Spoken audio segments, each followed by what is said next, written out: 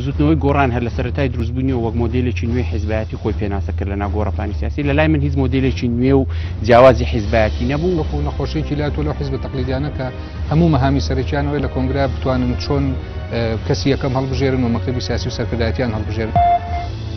ئایا کۆنگرەکەی بزوتنەوەی گۆڕانکاری بوو لە مۆدێلی کۆنگرەی حیزبایەتی لە کوردستان؟ کاک نێشەروان هەڵدەستێ بۆ کۆنگرە قسە بکە ئەمە ژوەرە لە کەناڵەکانەوە لێدە نەک ریزی یەکەم و دوم هەتا ریزی ئەخیرەوە هەڵدەستێ. ئەگەر کاک نێشەروان خۆی بژاردایە بۆ ڕێخەری گشتی لە ناو کۆنگرەیە حەقی ئەوە هەبوو خەڵک بڵێ وەڵامە کوڕەکانیەوە بۆی هەریەکان بتوانن تەسیر کەنە سەر خەڵک و نفوس بۆ کاک نێشەروان پیاکەن و دەربچنەوە. ئەوترێت پرسی کەرکووک ئازادیە سیاسیەکان تیرۆری سیاسی مەلەفی نەوت بە هەدەردانی سامانی گشتی غائب بوو لە کۆنگرەکەی ئێوەیە. ئێمە کۆنگرەکەمان کۆنگرەیەکی جیاواز بووە مۆدێلی حیزبایەتیمان مۆدێلێکی جیاوازەوە زۆر هێزی سیاسیمان تێپەڕانەوە. ڕۆشنبیرێک ئەڵێ ئەترسام بزوتنەوەی گۆڕان لە پارتی و یەکێتی بچێ بەڵام لە پارتی و یەکێتی نەچوو بوو بە پارتی.